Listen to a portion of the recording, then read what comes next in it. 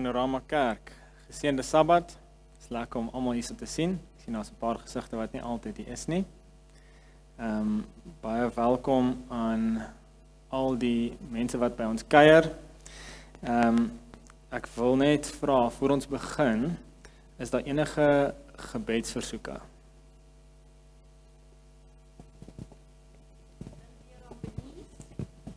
Ons dink aan Benies, die voet sukkel nog steeds om gesond te word. En dan vir my ma Verona Leroux. Benies en Verona. Is dit Benies en Verona, né? Okay. My tannie het my vanoggend gebel en het gevra vir 'n spesiale gebedsversoek vir haar. Vir gesondheid en ook vir hulle vir 'n uitkoms met blyplek. Wil sy spesiaal aan die Here opdra. Sy naam? Rina Skeepers.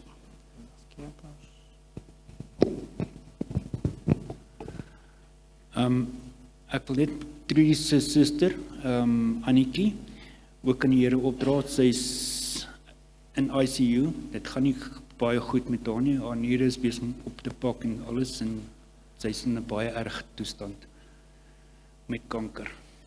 Okay, tannie Annetjie. Is daar nog? Ek wil net ons bedink aan tannie Helen en tannie Beulah. Tannie Beulah is nou in 'n versorging in, waar sy nie meer na haarself kan kyk nie. En laat ons net bid dat die Here haar die krag sal gee om deur daai ding te kom, en dat ons veral vir tannie Helen en tannie Beulah en sal los in die hande van die Here. Tannie Helen ook, okay.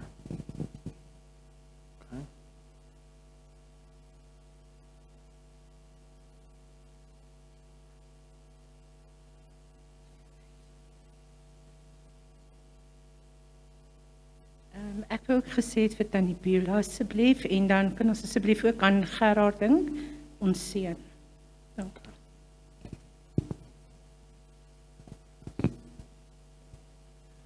Ons het 'n vriend wat ons ouderdom is, wat gediagnoseer is met kanker, en dit gaan nie baie goed nie. Sy naam? Ek wil nie sê nie. Okay.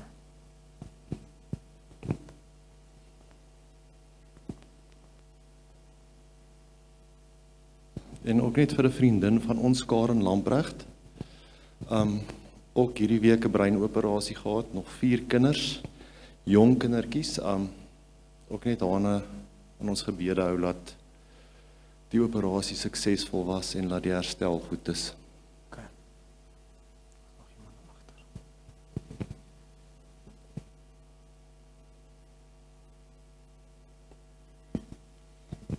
My tannie en my oupa sukkel met nierstene en my tannie is nou in die hospitaal.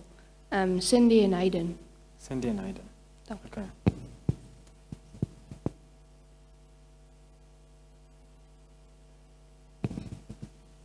Vir ons kinders en kleinkinders. Okay.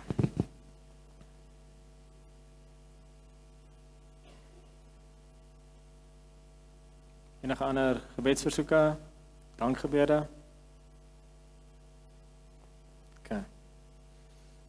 Kom ons sluit die oë. Ons Hemelse Vader, ons sê vir U baie dankie dat ons vanoggend hier kan wees. Here, ons is hier omdat ons nêrens anders wil wees nie. Ons sê vir U dankie vir U goedheid, dat U ons deur nog 'n week gedra het.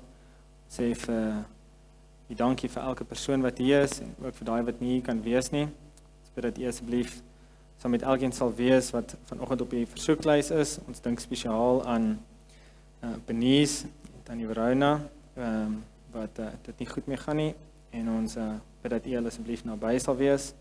Ons dink veral aan Benies se voet wat herstelling nodig het, en ons dink aan tannie Rina Skeepers, Morney se tannie wat sukkel met verblyf. Ons vra dat U asseblief leiding daar sal gee, en dat U hulle sal bystaan in hierdie tyd. Ons dink ook aan tannie Annetjie wat siek is, en ook aan tannie Beulah en tannie Helen wat in 'n moeilike situasie is. Ons dink spesiaal aan tannie Beulah wat geskuif is na 'n versorgingseenheid toe, en ons bid dat U asseblief haar die krag sal gee om in hierdie moeilike tyd en dat U ook die kinders sal bystaan wat haar naby is in hierdie oomblikke. Ons dink ook aan Gerard, tannie Annemarie, Andrei Balak se seun. Dan vra ons ook dat die vriend van Saskia hulle wat gediagnoseer is met kanker, dat U julle die hand ook daar sal werk en dat U hulle naby sal wees en dat hulle vertroosting by U sal vind. Ons dink ook aan Cindy en Hayden waar hulle sukkel met nierstene en huidiglik in die hospitaal is. Ons vra dit U asseblief hulle naby sal wees en ook al die mense wat met hulle werk, al die susters en dokters en die mense wat na hulle kyk. Ons dink ook aan Karen Langbrecht wat onlangs vir 'n breinoperasie gegaan het, wat 4 kinders het en ons vra dat U asseblief die hande van die dokters sal guide in die proses waar hulle vir 'n operasie gegaan het of dalk nog moet gaan. En ons sê net vir U dankie vir al die seëninge wat U op ons uitstort. En help ons asseblief om U hande en voete te wees waar die wêreld U so brood nodig het. Ons vra ook U seëning op al die verrigtinge vanoggend hier by die kerk en dat U ons asseblief sal help om U stem te hoor en dat U ons die krag sal gee om te reageer daarop in Jesus naam. Amen. Ons sal nou die offergawe opneem. Terwyl ons die offergawe opneem, ek het net verjaarsdag, ek het nie huweliksherdenking nie. So, die verjaarsdag vir die laaste week wat verby is, 17 April was Karina Fleming en Gerard Balak. 18 April was Amy Erasmus en Janneke Jansen van Vieren. 21 April was Dion de Pree, 22 April was Tannie LZ Pelser, 23 April was Deedrey van der Voorden, en ons wil net sê baie geluk julle, en mag die Here julle ryklik seën in die jaar wat voorlê.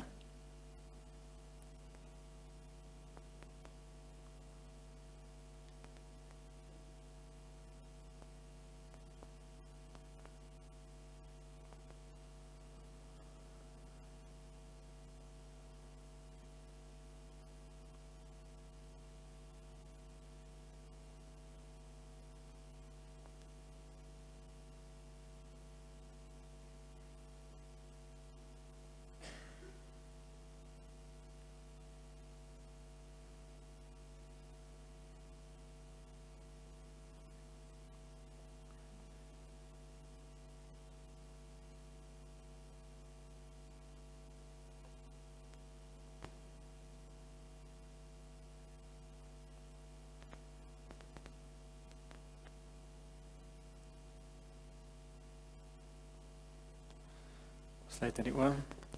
Hemelse Vader, dankie dat ons ietsie kan terugbring wat U aan ons toevertrou het. Ons bid dat U dit asseblief sal vermeerder en dat dit op die regte plekke aangewend sal word, sodat ons een van die dae sal kan huis toe gaan. In Jesus naam, amen.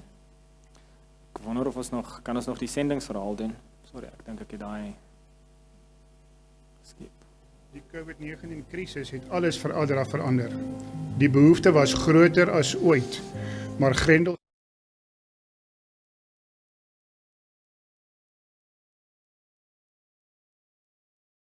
die ongewone humanitêre krisis te hanteer. Adra het goue taakspan saamgestel om die werklikheid van die wêreldwye krisis met die krag van die globale aksies aan te pak. Daarbenewens het hulle gesteun op hulle vennootskap met die kerk. Die wêreldwye kerknetwerk om selfs meer van die behoefte van die mense te voorsien. Naarmate die potensiële verwoesting duidelik geword het, het Adra Afrika se sendingkantoor met Adventiste, vrouebediening en jeugdepartemente in 16 lande begin saamwerk met een doel voor oë om te verseker dat die gemeenskap nie gou honger sal ly nie. Adra se kundigheid en die kerk se hulpbronne het saamgewerk om vroue en jong mense te leer om volhoubare tuine vir huishoudings in die gemeenskap te plant. Op hulle beurt sou hierdie vrywilligers ander in hulle gemeenskappe oplei en ook saad en tuingereedskap voorsien om 'n bewustheid te skep van hoe om COVID-19 en die risiko van rampe te voorkom. In Uganda het die mense opgewonde vertel dat hulle nie genoeg kos vir hulle gesinne gehad het nie, maar kon ook vir die bure gee en vars groente vir 'n ekstra inkomste verkoop. Die sukses van die projek in Uganda het die kerk besiel om 100,000 hektaar land aan Adra te skenk vir Adventiste leer- en lewensonderhoudsentrum waar hulle kan voortgaan om meer mense in die toekoms te help. In Zambia het die jeug die dames gewys om gevolge van 'n ramp in plaaslike gebiede tot 'n minimum te beperk. En op hulle beurt het die dames en die jeug geleer om voedsame kos voor te berei en die groente uit hulle gemeenskapstuine. Mense het daarvan gehoor en wou aansluit. Die doel om honderde mense op te lei is gou oorskry. Nou is duisende verseker van voedsel. Tydens slegs die eerste jaar van die pandemie het ADRA meer as 20 miljoen mense in 96 lande gehelp. Nou werk hulle met die gemeenskappe aan die volgende stappe tot herstel. Reg oor die wêreld raak mense bewus van die toegang tot COVID-19 inentings, sowel as belangrike hulpmiddels, opleiding en voedselbronne om hulle gesinne te voed en 'n volhoubare bestaan te voer. Toe Indië en 'n paar naburige lande in Suid-Asië deur die massiewe golf van COVID-19 gevalle getref is, het ASTRA en die STA mediese fasiliteite in die gebied saamgewerk. Hulle het nie net persoonlike veiligheidstoerusting en ander kritiese middels aan hospitale en klinieke verskaf nie, maar daar was ook oorweldigende behoefte aan suurstof. ADRA het suurstofvoorraad, insluitende suurstofopwekkingstoestel aan Metas aan die Adventiste Hospitaal voorsien. Hierdie suurstofopwektoestel verseker 'n volhoubare bron van suurstof vir ten minste hierdie krisis. ADRA werk tans aan die lewering van nog 6 sulke toestelle vir mediese fasiliteite. Goeiedag almal. Hierdie is die suurstofopwektoestel van ADRA. Ons wil ADRA regtig van harte bedank vir hulle begrip aan ons behoefte hier. Die hele land het 'n tekort aan suurstof in die gesig gestaar. Ons hier by Metas Adventiste Hospitaal was ook in die nood en ons wil ADRA regtig bedank. Baie dankie ADRA. Wanneer Jesus se heiligheid verskyn, sal hy aan die regverdige sê, want ek het honger gehad en julle my te ete gegee. Ek het dors gehad en julle het my te drinke gegee. Ek was 'n vreemdeling en julle het my herberg gegee. Ek was naak en julle het my geklee. Ek was siek en julle het my besoek. In die gevangenis was ek en julle het na my gekom. Voorwaar ek sê vir julle, sover julle dit gedoen het aan een van die geringste van hierdie broeders van my, het julle dit aan my gedoen.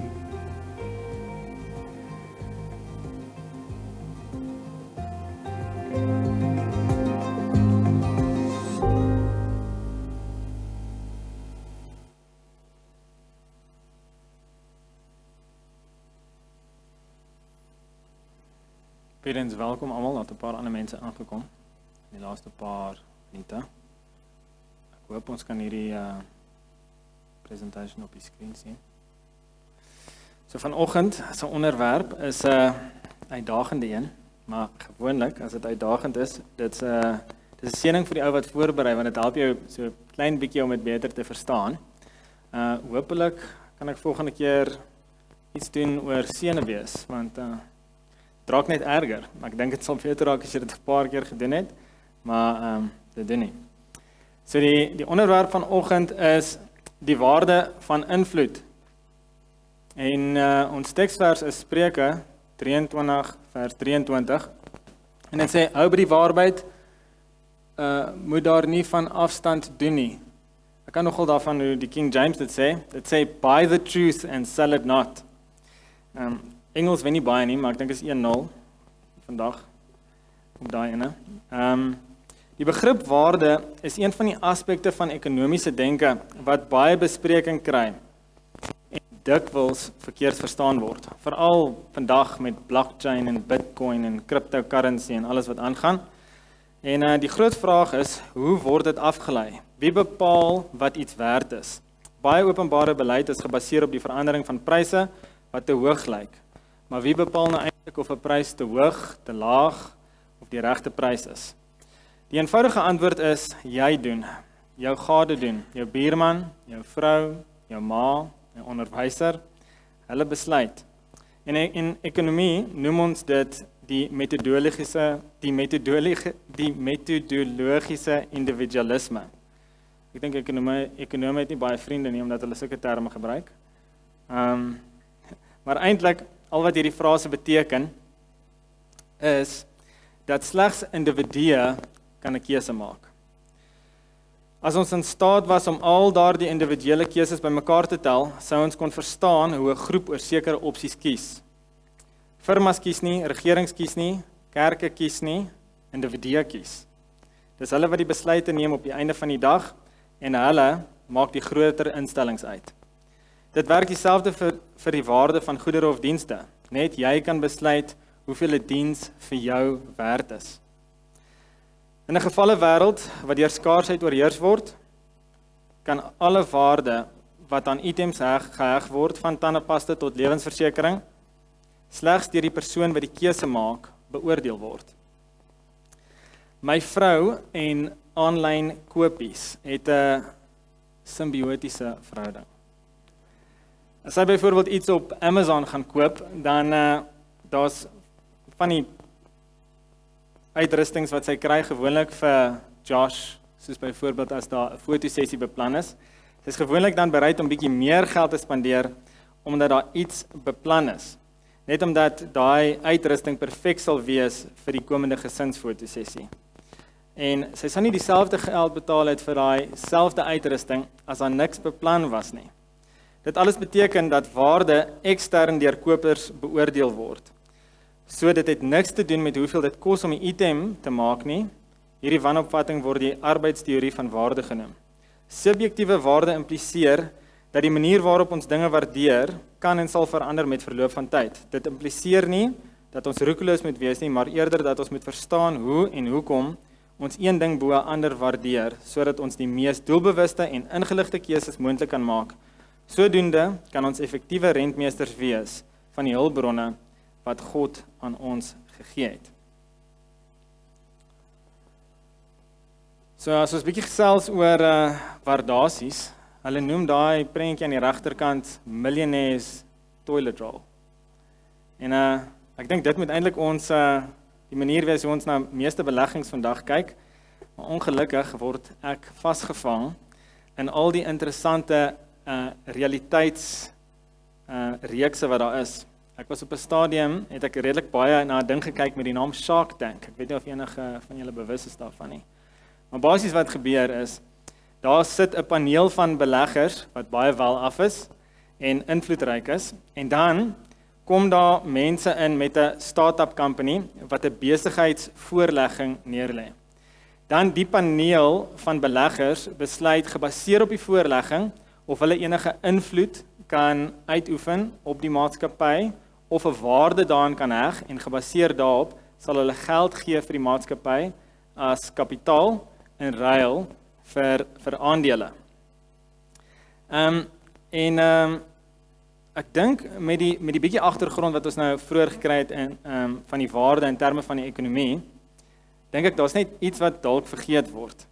So 'n paar jaar terug was daar een aand 'n ding op Carte Blanche, en hulle het uitgewys dat by veilings baie keer gebeur daar bidding wars. So iemand sien waarde in iets en twee ouens bid teen mekaar totdat die hoogste bod wen op die einde. En die een ou gaan weg met al sy geld en die ander een met 'n produk met min geld. En jong, iets wat net vir my nogal treffend was van daai aand toe ons dit gekyk het, is die invloed wat twee mense wat bot op dieselfde produk op mekaar het. Maar nog meer as dit, die invloed wat hulle het op mense wat glad nie belangstel in 'n produk nie. Die ding wat vir my snaaks was is, as daar twee mense is wat verskriklik hard op iets be, dan dit het so groot invloed op iemand wat glad nie in dit belangstel nie, dat hulle wil weet hoekom. Hoekom is hierdie mense so hard op ek weet nie, hierdie kooivis of een of ander snaakse ding wat mense baie geld voor sal betaal. En dit is net vir my, dit het net my gefascineer om te dink dat iemand wat glad nie belangstel nie, stel bloot belang as gevolg van die waarde wat iemand op iets plaas wat hulle gewoonlik geen benul van het nie. En net om so 'n bietjie daaraan te dink, het my laat wonder oor hoe ons die waarheid hanteer en ek die waarheid hanteer in my daaglikse lewe. en of ek nie dalk iemand anders se perspektief beïnvloed oor ware Christendom nie. Die Gees van Profesie sê vir ons, praat van waarde wat nie sal vergaan nie. There is an ornament that will never perish, that will promote the happiness of all around us in this life, and will shine with undimmed luster in the immortal future. It is the adorning of a meek and lowly spirit. God has bidden us wear the richest dress upon the soul. Dit is our high calling, wat is 273, paragraaf 3. En ek het begin dink, wat is die invloede wat ek al deurgegaan het in my lewe? Beide goed en sleg. En ek moet sê, toe ek nou mooi daaroor gedink het, het ek teruggedink aan nie te lang terug nie. En toe het ek so 'n bietjie deurgelees oor die Adventiste pioniere. Ek weet nie of dit pioniers of pioniere is nie. Ek dink is pioniere. En ek het afgekom op die ou. Sy naam is J.N. Andrews en hy het regtig 'n indruk op my gemaak oor hoe waardevol hy die waarheid geag het. Dat hy sy hele lewe gededicate het om dit te versprei. En aan die manier hoe hy dit gedoen het, was met 'n intensiteit wat baie min mense aan gewoond is. Maar hy is gebore op 22 Julie 1829 in Paul, Maine.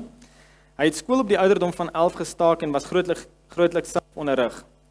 Blykbaar redelik effektief. Daar word berig dat hy later in sy lewe 7 tale magtig was en die Nuwe Testament per geheue kon opsê.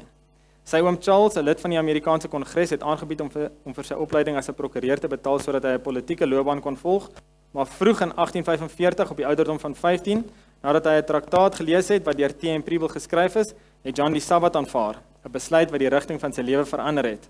Hy en Uriah Smith het met 2 susters getrou, Angeline en Harriet Stevens. En net om te lees oor wat hy gedoen het, dis die ou wat Andrews University na vernoem is. Ek het op 'n video afgekom, is gewoonlik.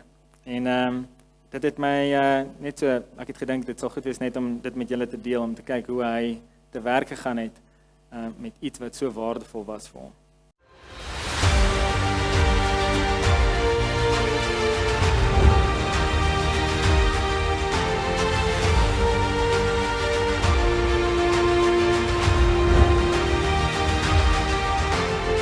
The call had come from overseas, please send someone. The church was expanding from its North American roots to further afield. The plea had come from Europe, and the church leaders in the United States had discussed it several times. The need was there, and finally in 1874, the church voted to send J.N. Andrews as the first official missionary of the church. Despite his wife dying just 2 years previous, he remained undeterred and set sail with his 2 young children for Europe. The brethren in Europe had been told that they were about to receive the most ablest man in our ranks.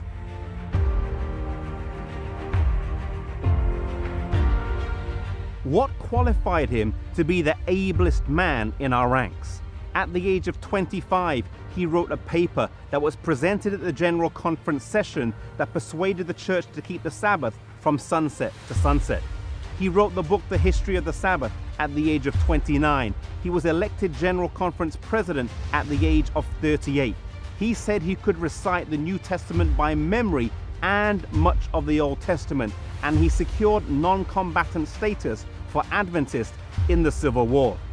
When as General Conference President, he hosted the first Adventist camp meeting in Wright, Michigan. He would often go out at night and check on the tents to make sure everyone was okay. He was much loved, well respected, and was sent abroad with the church's blessings.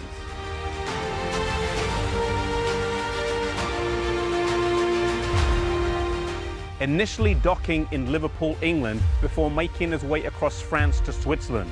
Arriving in Switzerland, the task ahead of him was huge. Although he was not a pioneer missionary, as some work had already taken place before him, there was little structure to work with. There were no printing presses, no publishing houses, and no organized conferences. J.N. Andrews set about the work with an intensity that he was known for.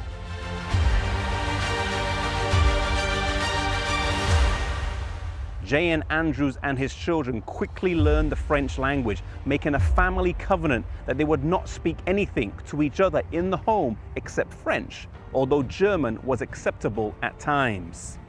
His daughter Mary quickly became fluent in the language and became the proofreader for the new magazine entitled Les Signes du Temps. J.N. Andrews wrote over 400 articles for this magazine during the 7-year period that he was in Europe, a remarkable amount considering that he also contracted pneumonia after being there just 3 years. When the doctor came to visit him, he asked him why he was starving himself because he looked to be in such bad health.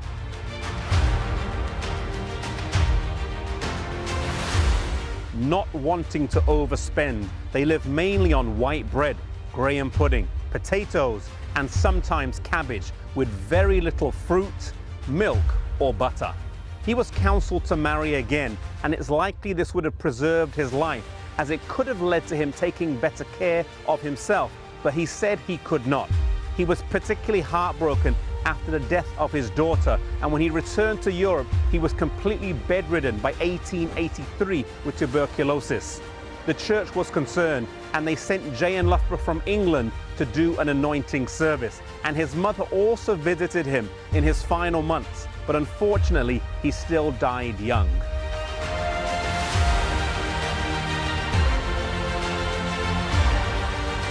He charged that no eulogy should appear in the Review and Herald, and while Uriah Smith wanted to publish one, he complied with this request. He was a pioneer, a dedicated worker, and one of the most intelligent and hard-working ministers in the history of our church. Whilst he received no eulogy after his death, his legacy lived on in far more significant ways. What kind of legacy are you building in your life? If nothing was said publicly or in written form after your death, would the fruit of your life lead to positive change in the life of other people? May we make a commitment to leave such a legacy behind.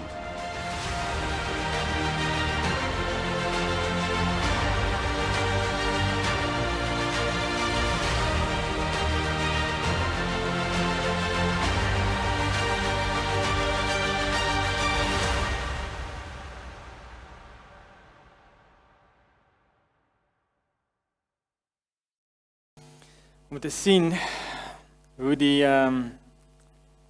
pioniers gereageer het op die waarheid, laat my besef die pryslose skatte wat aan ons toe vertrou is. En as jy dink aan die hervormers, dieselfde het gebeur, baie mense het nie eers geweet waar dit gaan in die Dark Ages nie, maar die oomblik as hulle lewe opgegee het vir iets, het almal gewonder, wat het hierdie mense dat hulle lewe vir dit sal opgee? Of hulle huise, of hulle kinders, of wat ook al dit mag gewees het. Mense het nie net belang gestel nie, hulle het mense dopgehou. En dit laat my besef, die groot verantwoordelikheid wat op ons skouers is. En ongelukkig werk die sê ding nie van, nie maak soos ek maak nie, maak soos ek sê. Ongelukkig hou mense ons dop, en ons het 'n groot verantwoordelikheid. Hoopelik kan ons in die week wat voorlê, bietjie nadink oor die waarheid wat aan ons toe vertrou is, en na die manier hoe ons dit uitleef, wel 'n invloed het op ander se waarde perspektief.